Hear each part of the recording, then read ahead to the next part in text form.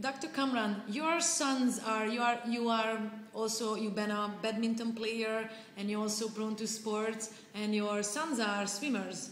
How did that all happen? What is it bringing for them? Let me tell you, my mother and father were not really very pro sport actually. They were quite against it. They used to tell us that, look, you have to study in that sense.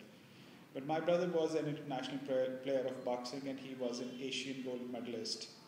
And my going through that, the schooling in which the sports were an integral part of the whole academic program was probably the reason of me going through the sports, subsequently going into badminton where I played the university level and all that. And then this was again probably the reason that I had so many positive experiences which I think only happened to me because of sports. I learned so many things out of sports that I think this opportunity should not be restricted to myself. I wanted to open this opportunity to my sons also. So luckily or unluckily, when I had started a problem of backaches, doctor advised me to go swimming. So I used to take my both children to the swimming, and then that was where they started learning, and then they excelled in it. And now one of my son is junior national champion with seven records this year. So I think this is how What do the kids learn? What did they learn from swimming? How did their life change?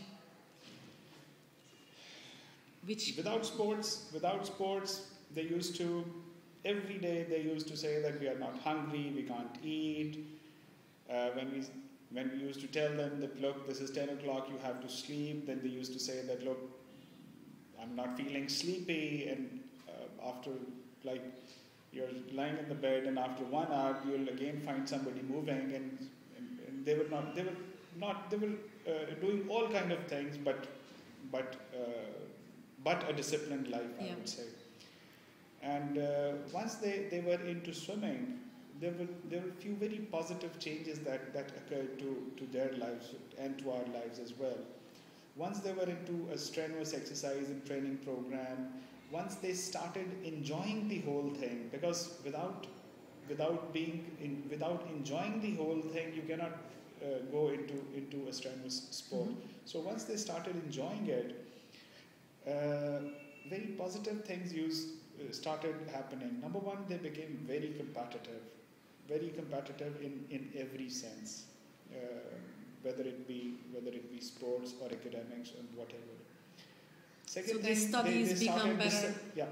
Second thing was that they started becoming more disciplined, because they know that they had to train for a particular period of time, and so they had to organize all their activities themselves according to their training program. So they have to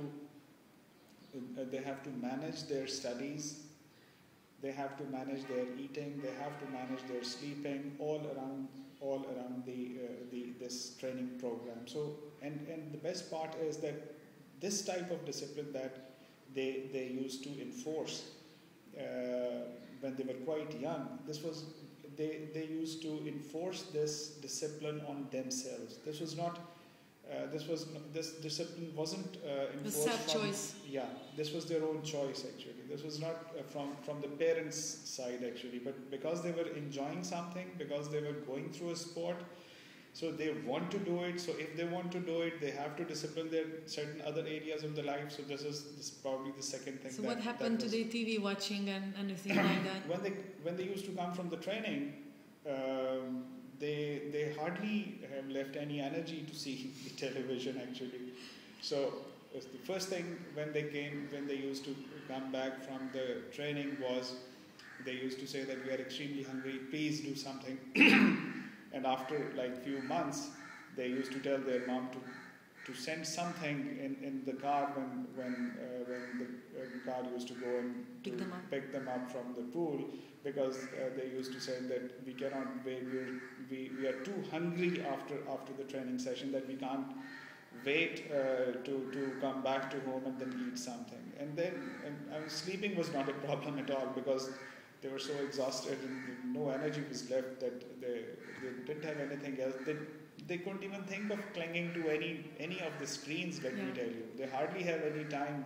But the interesting part is they don't enjoy even playing video games anymore. Let me tell you very frankly, they don't. They have. Let me give you a very interesting part.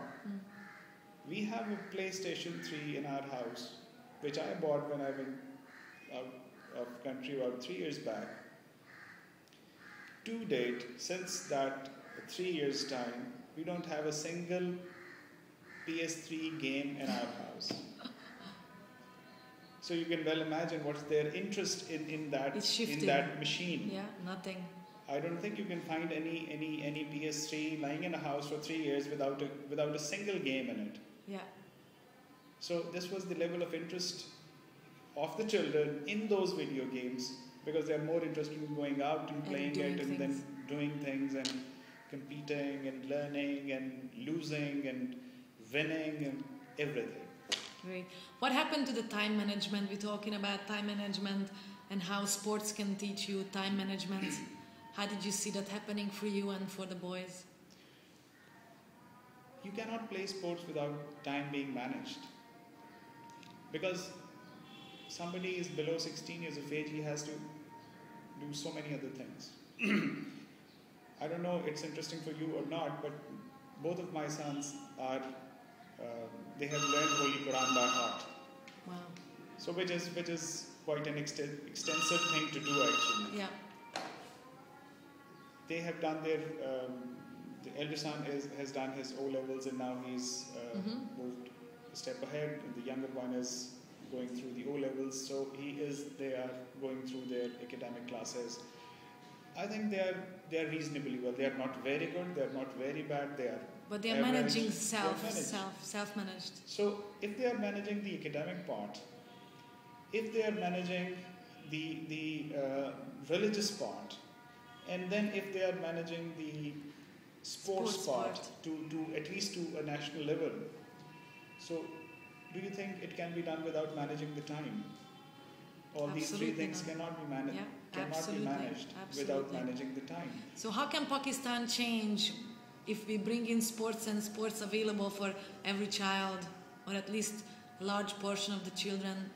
How would it look like, by your opinion? There is a quote, I don't know who has said it, but I don't know who has said it. It's a very pertinent one, that hospitals are filled when sports grounds are vacant. When sports grounds are filled, hospitals are vacant. So very well said. Unfortunately, in our country, for so many reasons, I need not to go into it, for so many reasons, whether it be lack of facilities, whether it be lack of understanding or whatever. Unfortunately, our focus on sports is going down, except for maybe a few sports in which Pakistan is really working.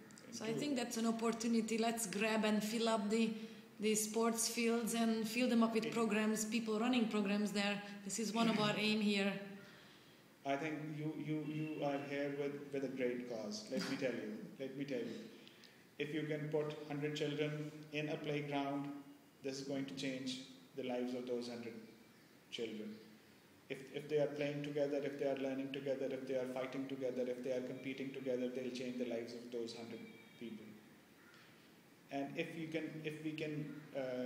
can do it on national scale, I mean, it can do miracles. Miracles. Because we have a huge population which is under 20 years of age. Yes. If we ask them to do nothing and just to sit in front of television screens or watch television, film, video or whatever, the results will be different. And if we utilize and energize them and we put them into ground fields and make them learn so many things which they can learn from the sports grounds. let me tell you, the culture of this nation can change. Yeah. But sports will teach you very fast how to stand up for yourself, how to be a teammate, how to help others, and how to achieve the goals together. So I believe it's a lot of learning for Pakistan, and it helped every nation, so why not would help Pakistan. You're absolutely right, no doubt about it. Thank you so much, Dr. Kamran. Thanks a lot.